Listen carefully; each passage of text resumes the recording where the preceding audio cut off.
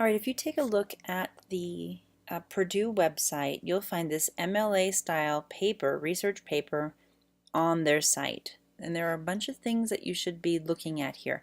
In the green text boxes, there'll be explanations of MLA style guidelines.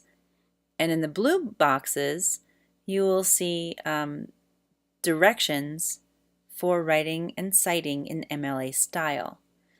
Things like, look at the title here. The title is written in 12-point font. It's Times New Roman. It is not bolded. It is not underlined. It is not italicized. Up here, you have your name, my name. Well, this is an example, of course.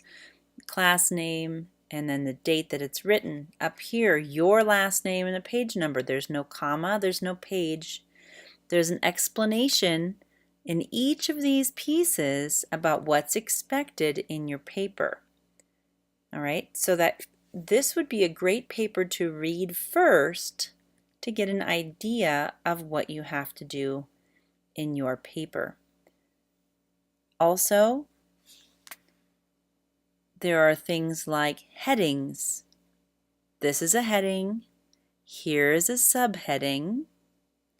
They're in different kinds of different styles, and there's an explanation of those styles here. Do you see how right here you have the last name of the author and the page number? There's no comma between it, and the punctuation comes at the end.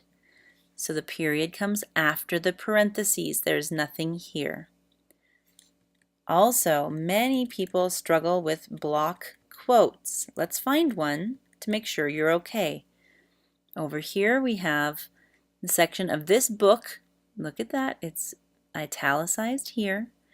And this quote is longer than 3 lines, so you have to create a block quote. All right. Now, you shouldn't have a quoted material that is an entire paragraph long or an entire paper. Can't be all quoted. You need to explain why you're quoting information. So the block quote is going to begin on a new line. It's going to be double spaced, indented a 1/2 inch from the margin, and you don't use quotation marks there. And when you're using quoted information, you want to make sure that you're explaining why that information is important. So you're giving your own commentary or your own explanation on that quoted information. Don't forget to do that part. If a source has more than 3 authors, that's what it looks like inside. So you can go to the Purdue OWL website and find this paper there, or you can look at other examples. But what I like about this is it explains what you need to do.